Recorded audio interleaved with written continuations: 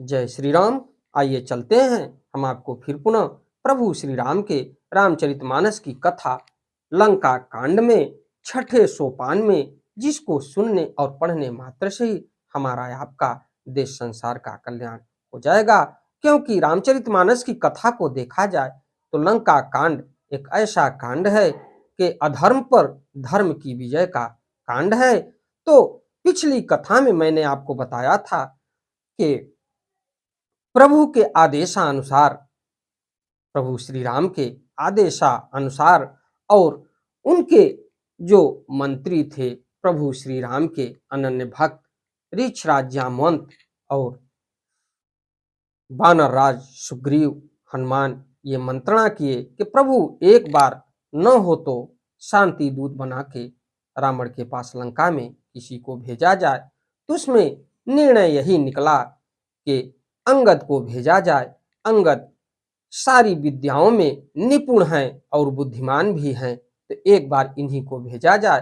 तो तारा के और बाली के पुत्र, माता का नाम तारा और पिता का नाम बाली था। जो तारा एक अप्सरा थी और बाली उनके पिता थे, तो उन्हीं के पुत्र को भेजा जा रहा है रावण की सभा में लंका में। तो क्या अंगद को जाने के बाद रावण अंगद की बात मानेंगे या निराशा ही हाथ लगेगी? इस कथा में मैं आपको आगे ले चलता हूं।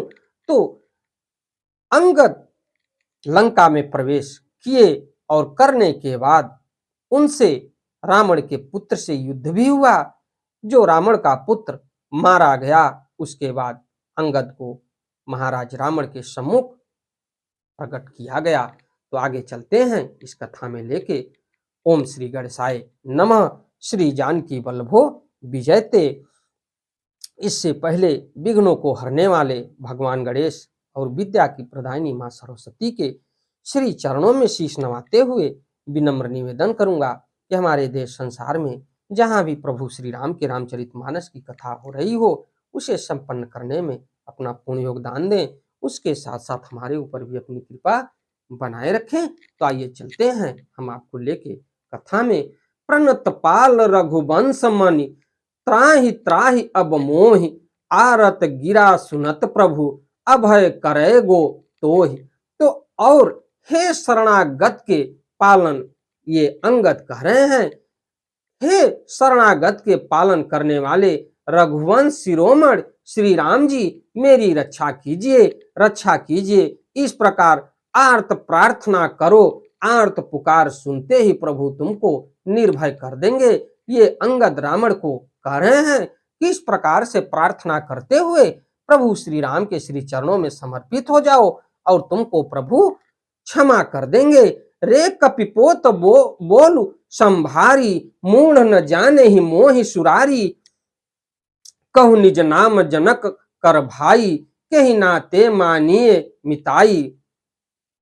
रावण ने कहा, अरे बंदर के बच्चे संभाल कर बोल, मूर्ख मुझ देवताओं के शत्रु को तूने जाना नहीं। अरे भाई, अपना और अपने बाप का नाम तो बता। रावण अंगद से कह रहे हैं कि अपने बाप का नाम तो बता।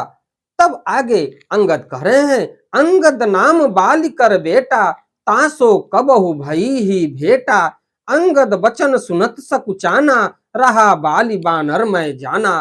तो अंगद ने कहा, मेरा नाम अंगद है, मैं बाली का पुत्र हूं, उनसे कभी तुम्हारी भेंट हुई थी। अंगद का वचन सुनते ही रावण कुछ सकचा गया और बोला, हाँ मैं जान गया, मुझे याद आ गया, बाली नाम का एक बंदर था।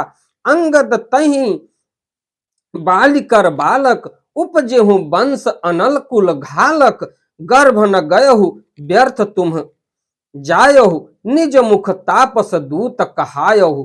तो अरे अंगद, तू ही बाली का लड़का है।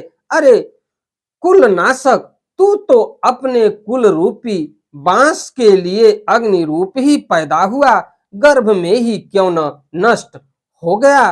तू व्यर्थ ही पैदा हुआ, जो अपने ही मुंह से तपस्वियों का दूत कहलवाया। तो ये अंगद को कह रहा है रावण। तो अब कहु कुशल बाल कह अहई, बिसही बचन तब अंगद कहई, दीन दस गए बाली पहि जाई, बूझे कुशल सखा उरलाई। अब बाली की कुशल तो बता, वह आजकल कहाँ है? तब अंगद ने हंसकर कहा, 10 कुछ दिन बीतने पर स्वयं ही बाली के पास जाकर अपने मित्र को हृदय से लगाकर उसी से कुशल पूछ लेना, क्योंकि जिस धाम में प्रभु ने बाली को पहुंचाया है उसी धाम में तुम भी चले जाओगे, तो वहीं पर जाके बाली से अपना कुशल पूछ लेना। राम विरोध कुशल जसि होई, सो सब तो ही सुनाई सोई, सुन सठ भेद होई मन ताके, श्री रघुवीर हृदय नहीं जाके। श्री राम जी से विरोध करने पर जैसी कुशल होती है तो वह सब तुमको वे सुनावेंगे। हे मूर्ख, सुन भेद उसी के मन में पड़ सकता है, भेदनी नीति उसी पर अपना प्रभाव डाल सकती है जिसके हृदय में श्री रघुवीर न हो। तो हम कुल घालक सत्य तुम, कुल पालक 10 शीस, अंधौ बाधिर न अस, कहीं नयन कान तब 20। तो सच है मैं तो कुल का नाश करने वाला हूं, और हे रावण तुम कुल के रक्षक हो। अंधे बहरे भी ऐसी बात नहीं कहते, तुम्हारे तो 20 नेत्र और 20 कान हैं।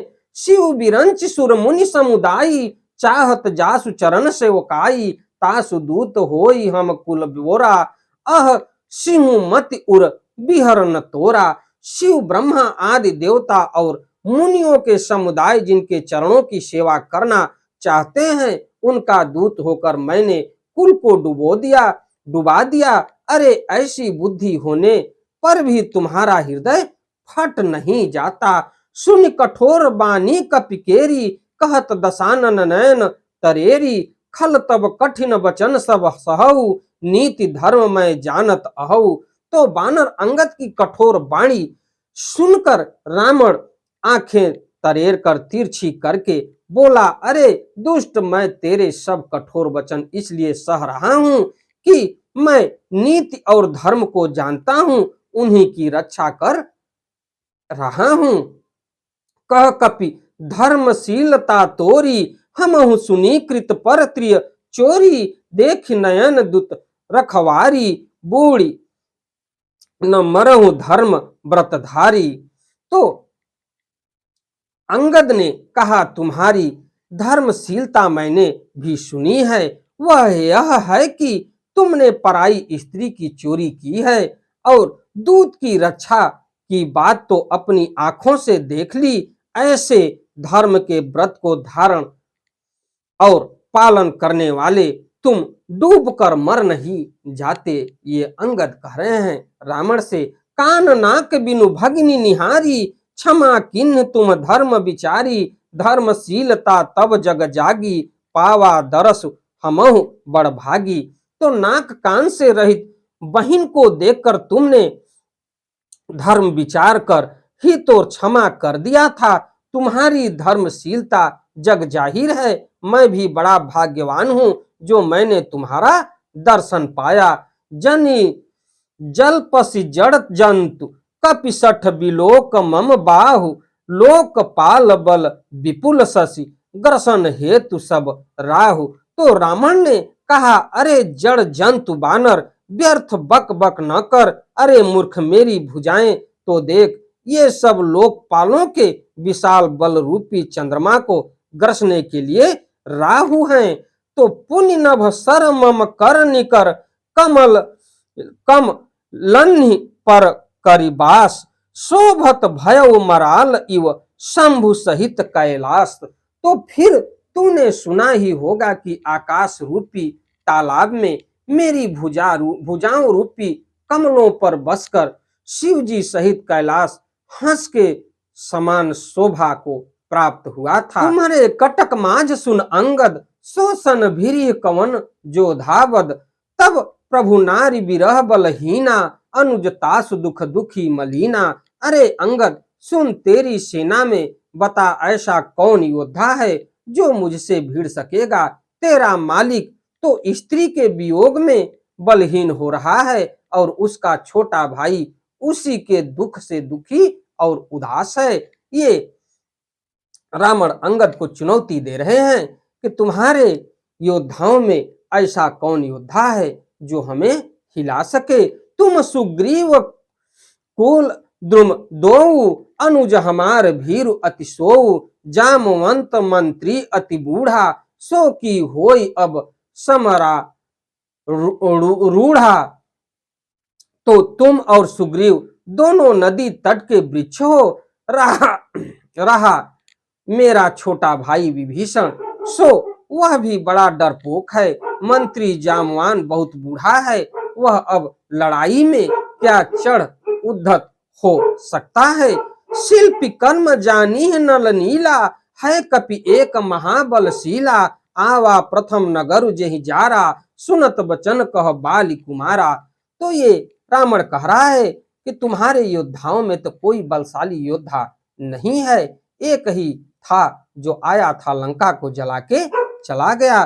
तो नल नील तो शिल्प कर्म जानते हैं, वे लड़ना क्या जाने। हाँ, एक बानर जरूर महान बलवान है जो पहले आया था और जिसने लंका जलाई थी। यह वचन सुनते ही बालीपुत्र अंगद कहे कि सत्य वचन कहु निश्चर नाहा, साचहु कीस किन्ह पुर दाहा। रावण नगर अल्प कपि दहई, सुन अस वचन सत्य को कहई। हे राक्षस राज, सच्ची बात कहो, क्या उस बानर ने सचमुच तुम्हारा नगर जला दिया? रावण जैसे जगद्दिजयी योद्धा का नगर एक छोटे से बानर ने जला दिया। ऐसे वचन सुनकर उन्हें सत्य कौन कहेगा। जो अति शुभट सराहे हु रामन, सो सुग्रीव केरि लघु धावन। चलई बहुत सो वीर न होई, पठवा खबरी लेन हम सोई। हे रावण, जिसको तुमने बहुत बड़ा योद्धा कहकर सराहा है, वह तो सुग्रीव का एक छोटा सा दौड़कर चलने वाला हर कारा है। वह बहुत चलता है, वीर नहीं है। उसको तो हमने केवल खबर लेने के लिए तुम्हारे पास भेजा था। सत्य नगर कपि जारेउ, बिनु प्रभु आय सुपाई। फिर न गयो सुग्रीव पही, तेहि भय रहा लुकाय। तो इस हिसाब से अंगद रावण को समझा रहे हैं, क्या सचमुच ही उस बानर ने प्रभु की आज्ञा पाए बिना ही तुम्हारा नगर जला डाला? मालूम होता है कि इसी डर से वह लौटकर सुग्रीव के पास नहीं गया और कहीं छिप गया। तो इसी के साथ मैं अपनी वाणी को विराम देता हूं। हमारी वीडियो, हमारी कथा आपको अच्छी लगे तो वीडियो को लाइक करिए, शेयर करिए, चैनल को सब्सक्राइब करिए, बेल आइकन दबाना ना भूलिए, जिससे हमारी कोई भी महत्वपूर्ण धार्मिक वीडियो आप तक शीघ्र पहुंचे। अगली कथा में मैं आपको ले चलूंगा कि अंगद किस प्रकार से रावण के दरबार में अपना पैर जमाते हैं और उनका पैर कोई हिला न सका और चुनौती देने के बाद वो किस प्रकार से लंका से वापस प्रभु श्री राम के श्री चरणों में चले आते हैं।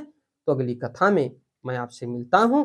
चलते चलते एक बार प्रेम से बोलिए, प्रभु श्री राम की जय हो, प्रभु श्री राम की जय हो, प्रभु श्री राम की जय हो। महावीर बजरंग बली की जय हो, महावीर बजरंग बली की जय हो, महावीर बजरंग बली की जय।